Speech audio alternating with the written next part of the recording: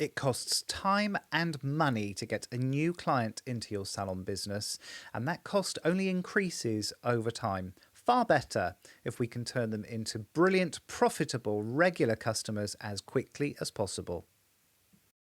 All on Build Your Salon. Hello, hello, hello, my salon lovelies. How on earth are you? Achingly well, I hope, as we march through to the middle of June. Flippin' Henry, where is this year going?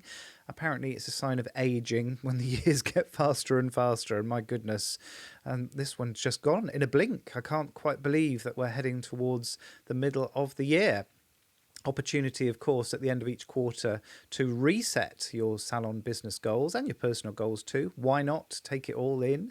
At the end of the day, there is no division between us and our businesses when we're small business owners. So lump it all into one stew, one melting pot, and let's make sense of everything. So I'll be spending about half a day at the very beginning of July resetting my goals, seeing where I'm up to. And I think that's something that I would recommend that you guys do as well, because it's very tempting to set your goals when you're full of new year energy back in January, or I know some people set theirs with the financial year in April. And then we don't revisit those goals until we're marching towards the end of the year and there's not much time left. So it's far better if we can keep revisiting our goals. And I revisit mine on a weekly basis. But bear in mind, when I revisit my goals on a weekly basis, I don't look at the whole year. I only do that once a year. The rest of the time I'm looking at a quarter or a month or just the week ahead, making sure everything's in alignment. And then the idea is that if we take care of those little goals week by week, the big goals take care of themselves over time. So how's your year going? Reach out, let me know. Phil@buildyoursalon.com. You know I love hearing from my salon owner friends anyway. I'd love to hear what you've achieved so far this year and what you've got coming up for Q3 and Q4. Also reach out with your questions for the Q&A episode that I do each month. Every month I have to nag people into sending me questions through. I have got one ready for next month, but it'd be great to have 2 or 3 to dive into and share my wise old owl wisdom. So what are we talking about today? Well, I want to talk about how we take a new client and turn them into a regular client. And part of that I've already covered in a previous episode, though I make no apologies for repeating myself, because after 450 million episodes, which is how many it feels like sometimes, you're bound to come round and reach the same topics again. And we did talk about how I put together a new client package. And part of the new client package was there to encourage people to turn into brilliant regular clients very, very quickly. So if you haven't listened to that episode, perhaps my editor could scratch the surface on the website, see if you can find it and put the link in the description for me as well. That would be super helpful. But part of it is also not to do with the new client package, because the new client package relies on the person coming in through the door.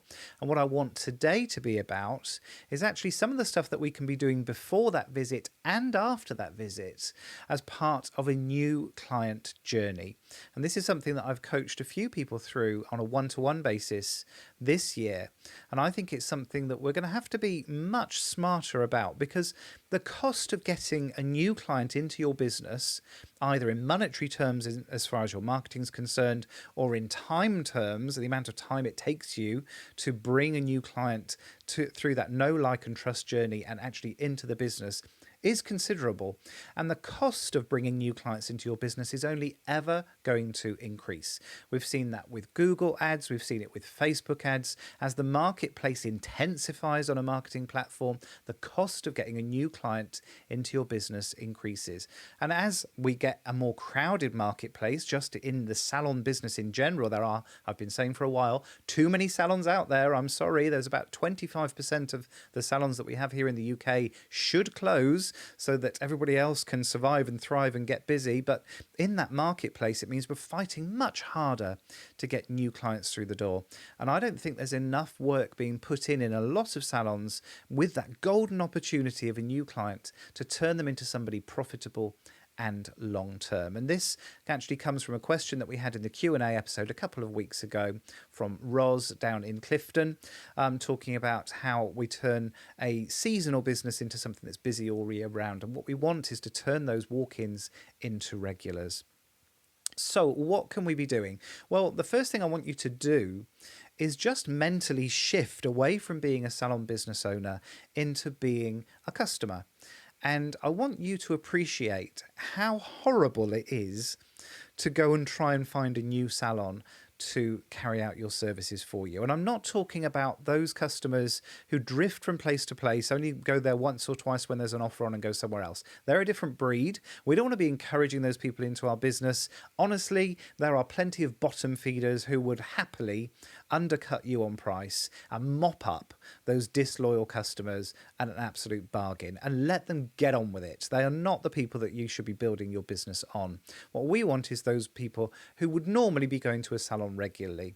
And there's only a few instances, if you think about why somebody will be looking for a new salon, normally it's either because they've moved, so they're in a different location, or the business they've been going to has gone out of business, which happens fairly regularly these days, or they've got an unmet expectation which has annoyed them so much that they're now ready to look for somewhere else. And they want somewhere to become regulars.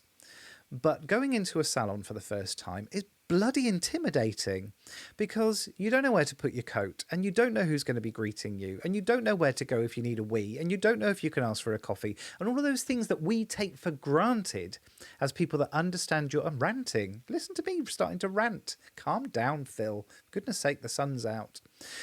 But all those things that we take for granted as salon business owners, I want you to just park those and just realise how intimidating it is for a new customer. So what I want you to start focusing on is building a relationship with those customers before they've come in for their first service. So if somebody's booked an appointment online, let's say in 2 or 3 weeks' time, what happens on the run up to that visit at the moment in your business? And normally, let's say they've booked online, normally they would get a confirmation text message or they would get a confirmation email saying the appointment has been made. And then 2 or 3 days before the appointment, they would get a reminder email and a reminder SMS reminding them to turn up for the appointment. And for most salons, that's it. And I think we're missing a trick there with our new customers. We could be enhancing and building that relationship before they've even set foot through the door. Have a word with your salon software company. Lots of the booking software now will allow you to differentiate between different types of clients and send an extra email to new clients. And I think that would be a really good thing to do. If it were me, I would be introducing them to the salon, sharing a little bit of your ethos and what the salon is all about, sharing your excitement around making a new friend and a new business acquaintance and a new customer, and how much you're looking forward to seeing them in the salon business. I would also be linking to a page on your website where you spell out what the salon's like in very, very clear terms. And what I'm talking about there is, for example, having a video walk around. Could you have you literally talking to a camera, walking around your salon, showing people what it's like to walk through the door? Because if they booked online, they may never have set foot into the salon before. Now, the one thing I would say is we used to include team members in our walk around video. Don't do that because the buggers resign and then you've got to remake the video every time somebody leaves. So if it were me, I would just do it with you as the business owner walking around, and don't be afraid to make it personable. It doesn't have to be a kind of corporate video. As you can imagine, darlings, my walk around video was a little bit camp.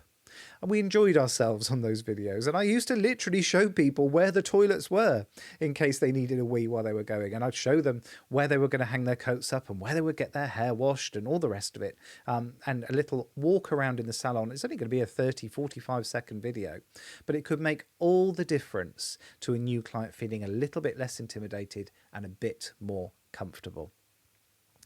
Think about what else you could be doing. I know lots of you are sending out consultation forms ahead of times. Why not a quick phone call? A phone call from the member of your team who's going to be looking after them on the day, just making sure they got that consultation form. Or instead of doing just an SMS, why not leave a little voice note saying how excited you are to be welcoming them to the salon? So now they've heard your voice. Now they've started to build a relationship. So we've got the opportunity there for 3, 4, maybe 5 touch points with that client before they actually come through the door. Then we carry out the service. I'm not going to jump into the new client package right now. Have a listen. It's a really good episode and something that I think you should be bringing into the salon an awful lot. Now, where do we go from there? What happens afterwards? Well, why not make a promise to all of your new clients that they're going to get a courtesy call from you 2 or 3 days later, just to make sure everything was as good as it possibly could be with their visit. How much would that mean to a new client? Well, it might be something that they're a little bit uncomfortable with if they feel that you're only doing it occasionally or for certain customers.